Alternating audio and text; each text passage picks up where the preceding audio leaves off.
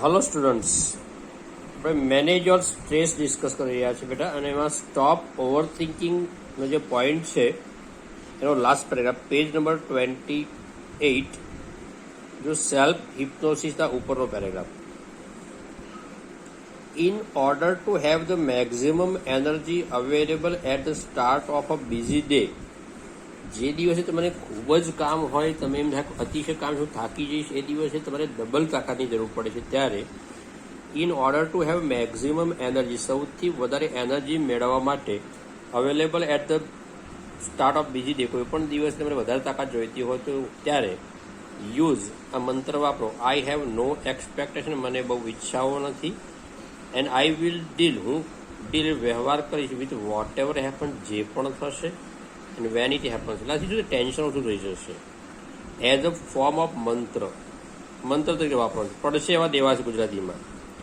You will notice, તમને તરત જ અનુભવ થશે how your body starts relaxing, તમારું બોડી કેવું રિલેક્સ થાય છે. At the thought of no expectation, મને કોઈ અપેક્ષાઓ નથી, ઈચ્છાઓ નથી, આશાઓ નથી, એના કારણે તમે એકદમ રિલેક્સ થઈ જશો. This relaxation tells you that, આ બતાવે છે કે યુ હેવ જસ્ટ સ્ટોપ, તમે અટકી ગયા છો. તમારી જાતે અટકાવી છે ફ્રોમ વેસ્ટિંગ વેલ્યુએબલ એનર્જી, કિંમતી એનર્જીને વેસ્ટ થતા બતાવી છે, એનર્જી સ્ટોર થઈ છે. યુ વિલ ફીલ કાલ્મર મેન્ટલી, તમને માનસિક શાંતિ લાગશે. એન્ડ ઇમોશનલી, લાગણીની રીતે પણ શાંતિ થશે. એઝ અ કોન્સિક્વન્સ, લખો એઝ અ કોન્સિક્વન્સ એટલે એઝ અ રિઝલ્ટ, પરિણામ સ્વરૂપ. એઝ અ કોન્સિક્વન્સ એટલે એઝ અ રિઝલ્ટ, શબ્દ બોલો, કોન્સિક્વન્સ, પરિણામ સ્વરૂપ, એઝ અ રિઝલ્ટ. આ શબ્દ ટ્રે પાડવાની, જે શબ્દો હાર્ડ હોય ને એ બેજાના બોલવાના, એટલે આપણને આવડે દીકરા. ઓકે, સેકન્ડ પોઈન્ટ છે સેલ્ફ હિપ્નોસિસ. તણાવમાંથી બહાર આવવા માટેના જે મુદ્દાઓ છે એમાં પહેલું હતું સ્ટોપ ઓવર થિંકિંગ, વિચારોને રોકો. હવે સેકન્ડ પોઈન્ટ સેલ્ફ હિપ્નોસિસ, સ્વસંમોહન, બીજા શબ્દો સ્વ વશીકરણ. આપણે આપણી જાત ઉપર વશીકરણ કરવું. વશીકરણ ખ્યાલ આવે છે ને, પોતાના વિચારમાં લાવી દેવું. ટૂંકમાં તમે જેવું વિચારશો એવું તમારું બોડી તમને મગજ પણ સપોર્ટ કરશે. તમે નેગેટિવ વિચારશો તો તમારું બોડી મગજ નેગેટિવ રિપ્લાય આપશે, પણ તમે પોઝિટિવ રિપ્લાય કરશો તો પોઝિટિવ આપશે. સ્વસંમોહન કરવાનું છે. ટેન્શનમાંથી બહાર આવવા માટે નવી સિચ્યુએશનમાં જવાનું છે આપણે. You can use this self hypnosis state, આ વાપરી શકો સ્ટેટ પરિસ્થિતિ, ટુ રિલીવ, રાહત માટે, ટુ રિલીવ મેન્ટસ, માનસિક તણાવમાંથી રાહત માટે તમે સ્વસંમોહન કરી શકો છો. ટ્રાય ધ ફોલોવિંગ એક્સરસાઇઝ, નીચેની કસરત કરો. ઇટ બીકમ્સ ઇઝીયર, એ વધારે ઇઝી પડશે. વિથ યોર આઈઝ ક્લોઝ, આંખો બંધ રાખીને કરજો, બંને આંખ બંધ રાખવાની. હા, આંખ બંધ રાખીને કરજો. Settle back in a chair, તમારી ચેરમાં સરસ બેસો. ક્લોઝ યોર આઈઝ, બંને આંખો બંધ કરો. Start counting backward from 99 to 70, 99થી બેકવર્ડ, પણ 98, 97, 96, 95, આવું ઉલટા ક્રમે ગણવાનું છે. કાઉન્ટ સ્લોલી, ધીમે ધીમે ગણો. To fit it with your breathing, તમારા શ્વાસ સાથે, મતલબ શ્વાસ લેતી વખતે કાઉન્ટ કરતા તો ત્યારે રાખો, અથવા શ્વાસ છોડતી વખતે, એટલું ધીમે ધીમે કાઉન્ટ, ઉલટા ક્રમે. નાવ કાઉન્ટ ડાઉન ફ્રોમ 69 ટુ 30, તમે 69 આવો ત્યાંથી કાઉન્ટ કરો. વાઇલ ઇમેજિનિંગ, કલ્પના કરવાની છે મગજમાં, મનમાં, આંખો બંધ રાખીને. Walking down step of beautiful stare, બહુ સુંદર સીડી છે, સ્ટેરકેસ છે. આમ મોટા બંગલો હોય તમે જોઈએ પેલી સીડી, ભાઈ બંગલાની સીડી તમે ધીમે ધીમે ઉતરી રહ્યા છો. તમે જોયા છે ટિકટોકમાં સ્લો મોશનમાં, બસ એ રીતે ધીમે ધીમે ઉતરવાનું છે. Feel your self walking down, તમારે ઉતરવાનું છે પગથિયા. In time with your breathing, જેમ જેમ શ્વાસ છોડી એમ પગથિયા ઉતરવાના છે. See the beautiful grand stare, બહુ ભવ્ય સુંદર, ગ્રાન્ડ એટલે ભવ્ય સીડી જોવાની છે. સ્ટ્રેચિંગ હેડ ઓફ, જે નીચે જઈ રહી છે. ઇમેજિન, એવી કલ્પના કરો કે ધ સ્ટેપ્સ આર કાર્પેટેડ, દરેક પગથિયા પર કાર્પેટ પાથરેલું છે. મલ્ટીપ્લેક્સ થિયેટરમાં હોય છે ને નીચે ફ્લોરિંગમાં, બસ એવું. સો દેટ યોર પ્રોગ્રેસ, તમારી ચાલવાની જે આ ગતિ છે તે એફર્ટલેસ એઝ પોસિબલ, તકલીફ જ ના પડે, ઓટોમેટિક પગ ચાલવા લાગે. પગને થાય હું ચાલું, બસ ના જેવું. કાઉન્ટ ડાઉન ફ્રોમ 29 ટુ 0, હવે આગળ 29 થી 0 જવાનું છે. વાઇલ ઇમેજિનિંગ ડ્રિફ્ટિંગ ફર્ધર, વધારે નીચે જવાનું છે. ડાઉન ઇન લક્ઝુરિયસ લિફ્ટ, તમે સીડી ઉતર્યા પછી લિફ્ટમાં બેસો છો. પછી લિફ્ટ કેવી છે? લક્ઝુરિયસ, મતલબ વૈભવી. સાદી લિફ્ટ નથી, કેટલી વૈભવી. As large as a room, તમારો ડ્રોઈંગ રૂમ હોય ક્લાસરૂમ, એવડી મોટી લિફ્ટ. જ્યારે કલ્પના કરે શું કામ નાની કરવાની, સંકોચિત કરવાની, બહુ મોટી ઇમેજિનેશન કરો. એઝ લાર્જ એઝ રૂમ કાર્પેટેડ, એમાં પાછું કાર્પેટ છે નીચે, with a view landscape outside, બધી બાજુ કાચ છે, ટ્રાન્સપરન્ટ કાચ, બહારના દ્રશ્યો દેખાય છે.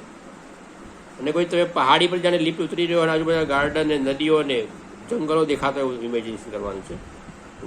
વોચ ધ ડિક્રીઝિંગ, ઘટાડાને તમે જોયા કરો, it in the time with breathing, steel ધીમે ધીમે જે લિફ્ટ નીચે આવે છે ધીમે ધીમે ધીમે બ્રિધિંગ સાથે તમે જોયા કરો. એઝ યુ અરાઇવ એટ 0, તમે જ્યારે 0 પર આવો ત્યારે ધ લિફ્ટ ડોર્સ ઓપન, ધીમેથી દરવાજો ખોલે છે. And you enter a room, તમે એક એવા રૂમમાં પ્રવેશો દેટ ઇઝ ફર્નિશ, જેમાં ફર્નિચર છે just as you would like, તમને જે મનગમતું ફર્નિચર એમાં આપણે કલ્પનામાં નાખવાનું છે, બધું એમાં નાખી રાખો. It was all your favourite thing in it, તમને ગમતી બધી વસ્તુઓ એમાં હશે. And it is totally private, એ તમારો અંગત રૂમ હશે, ત્યાં તમને કોઈ ડિસ્ટર્બ કરનારું નહીં હશે. આવું આંખો બંધ કરીને વિચારી રહ્યા છે આપણે. Find a comfortable chair in your room, તમારા રૂમમાં એક આરામ ખુરશી શોધો. And settle back in it, આ આંખો બંધ કરીને વન થવાનું બધા, તમે જાણે ખુરશીમાં બેઠા છો. Remain there in your imagination, આ કલ્પનામાં તમે ટકી રહેવાનું છે. Until you feel rested, until મતલબ જ્યાં સુધી નહીં, અન્ટિલ જ્યાં સુધી નહીં, અન્ટિલ યુ ફીલ રેસ્ટ, તમને આરામ ન થાય ને તાજગી ન મળે ત્યાંથી આમને એમ રહેવાનું છે. Then open your eyes again, પછી ધીમેથી આંખો ખોલો.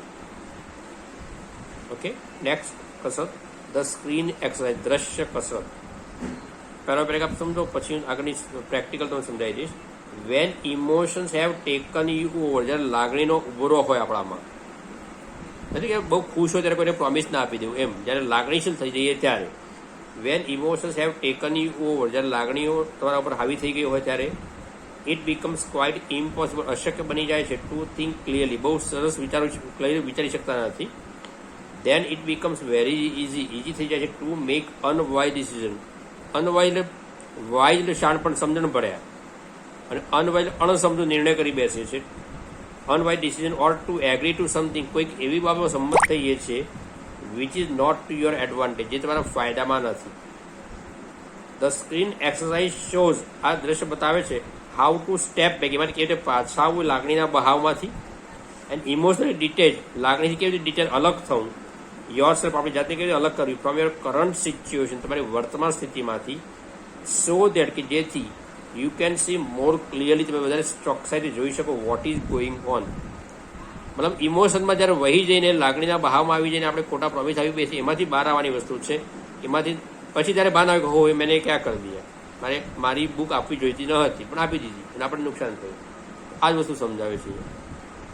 ક્લિયર? એ સ્ક્રીન એક્સરસાઇઝ ઇમોશનલ, લાગણીનો જ્યારે ઉભરો આવી ગયો હોય અને આપણે જ્યારે પ્રોમિસ કરતા હોય ત્યારે અયોગ્ય પ્રોમિસ આપી બેસતા હોઈએ છીએ. પણ એ ઉભરાને સમાવવા માટેના દ્રશ્ય કસર છે. તમારે શું કરવું જોઈએ, શું ન કરવું જોઈએ, એનું ડિસ્કશન આપણે નેક્સ્ટ વિડીયોમાં કરીશું.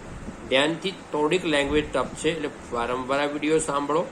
બીજું, ટેક્સ્ટને વારંવાર વાંચો, એવું નહીં કે ટફ છે એટલે વાંચવાની છોડી દઈએ. મને વારંવાર રિપીટ કરશો તમારા મગજમાં એના જે ગ્લોસરી છે ફિટ બેસી જશે. તમારે દરેક ગ્લોસરી વેઇટ કરીને લખાવી છે પ્રોપરલી ટેક્સ્ટના ડિસ્કશન દરમિયાન. પછી એવું ને ગ્લોસરી સર પાઠના અંતે છું, પાઠના અંદર હમણાં કહ્યું ને consequence, as a result, imagination, કલ્પના, આ બધું તમારે પ્રોપર લખીને વારંવાર રિવિઝન કરવું પડે બેટા. ક્લિયર? જે હાર્ડ છે એમ કંઈ વાંચવાનું બંધ નહીં કરવાનું, એને વધારે વાંચવાનું, એટલે ઇઝી થઈ જશે. શરૂઆત 2-3 રીડિંગમાં હાર્ડ લાગશે, પછી ઇઝી થઈ જશે. ઠીક છે? સ્ક્રીન એક્સરસાઇઝનું આગળનું ડિસ્કશન નેક્સ્ટ વિડીયોમાં કરીશ. વાંચતા રહેજો. બાય.